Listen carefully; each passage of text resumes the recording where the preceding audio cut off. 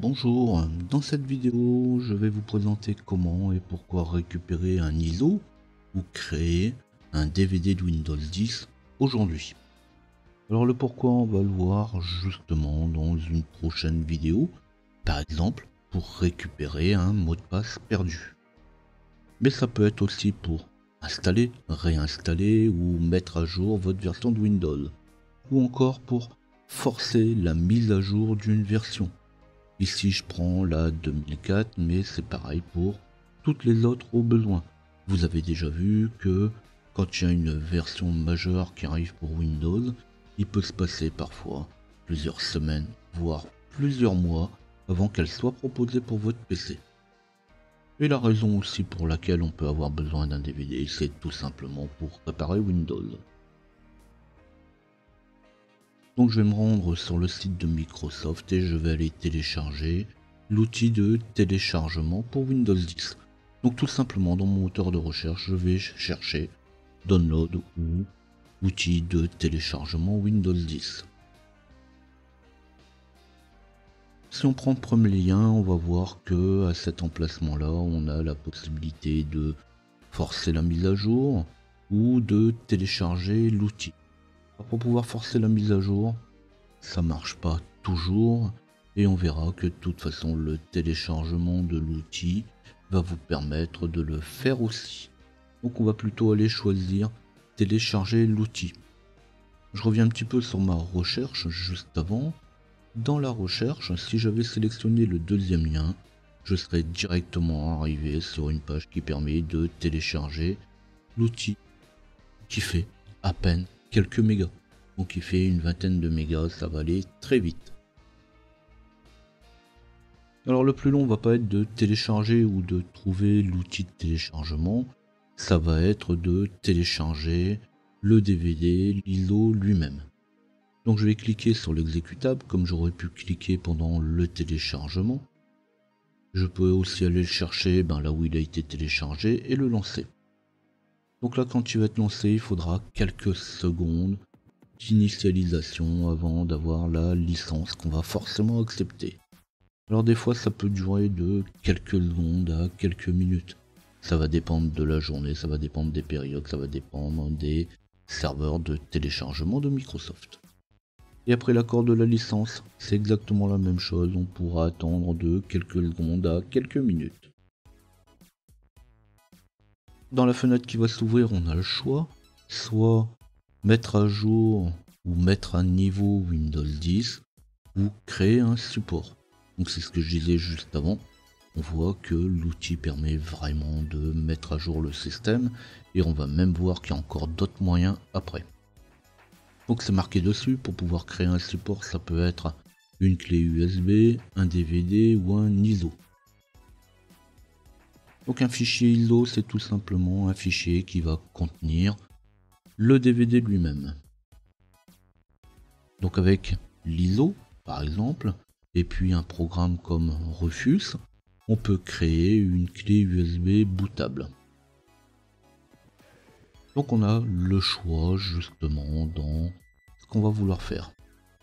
Si vous prenez la clé USB, donc si vous décidez d'installer votre support sur une clé USB, il vous faudra une clé minimum de 8 Go, même si le support n'en fait que 4. Si vous prenez, on va le voir juste après, le support minimum. Et après, vous aurez aussi l'effacement complet de la clé USB.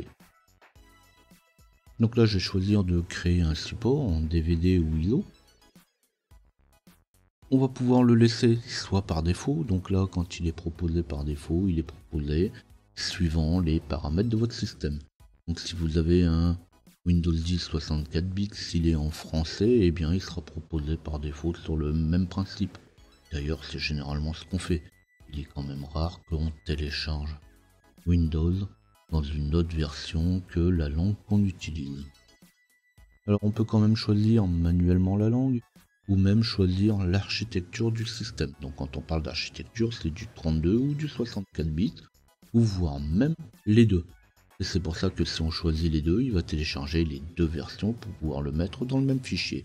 Et c'est là où on a besoin de 8 Go.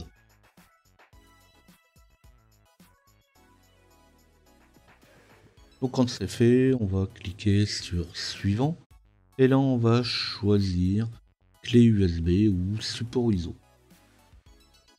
Donc là justement, si je choisis de faire un fichier ISO, il va proposer de toute façon de copier sur DVD une fois qu'il sera téléchargé. Alors attention, ça va prendre quand même du temps. Le fichier fait quand même 4 Go, donc il va falloir 4 Go pour pouvoir le télécharger. Je le nomme, alors pour plus de facilité, je vais le nommer Windows 10 2004, parce que généralement on garde plusieurs versions. Ça peut être bien, c'est de garder pas la dernière, mais l'avant-dernière version avec, ce qui permet éventuellement de revenir en arrière. Donc après préparation du support, on va passer au téléchargement. Donc c'est ce que je disais, il y a quand même 4 Go à télécharger. Ça dépend de la connexion, ça dépend aussi des serveurs de téléchargement de Microsoft. Suivant les périodes, vous allez avoir un téléchargement qui va se faire très vite, et sinon vous pouvez attendre plusieurs dizaines de minutes, même si vous avez une très bonne connexion.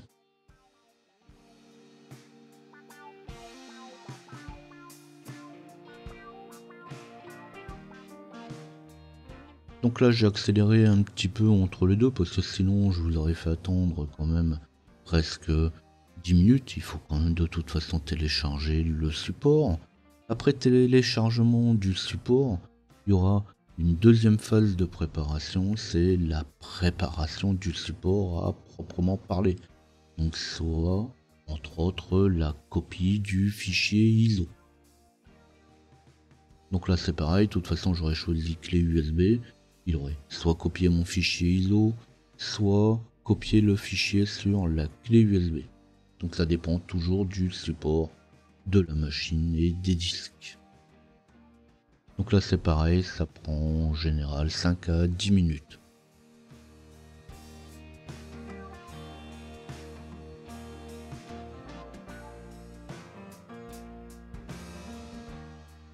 Donc après téléchargement, après création, il va proposer d'ouvrir le fichier ou ouvrir votre graveur de DVD. Donc ici je vais pas le graver, on va voir que de toute façon on pourrait très bien le faire autrement, on pourrait passer comme je le disais par Rufus ou même par un logiciel de gravage quelconque. Donc ici je vais cliquer sur terminer. Et je vais aller cliquer sur le fichier ISO que je viens de télécharger. Donc quand je double-clique sur un fichier ISO, il va être reconnu automatiquement comme DVD. Il va me créer un nouveau lecteur de DVD, il va s'ouvrir comme si c'était un lecteur de DVD classique. Quand il va s'ouvrir, là je peux cliquer sur Setup et là la mise à jour va se lancer.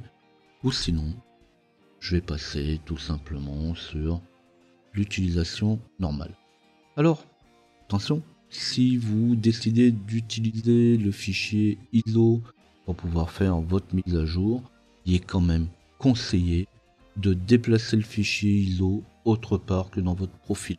Il ne faut pas oublier que quand on fait une mise à jour majeure du système, le profil est réécrit comme le dossier Windows.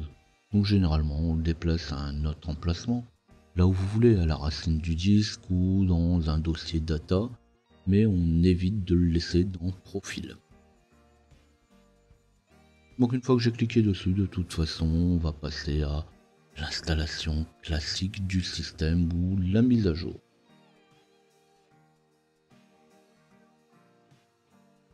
Si cette vidéo vous a plu, vous n'oubliez pas de liker, laissez-moi un tip sur tipeee.com/ljpinfo.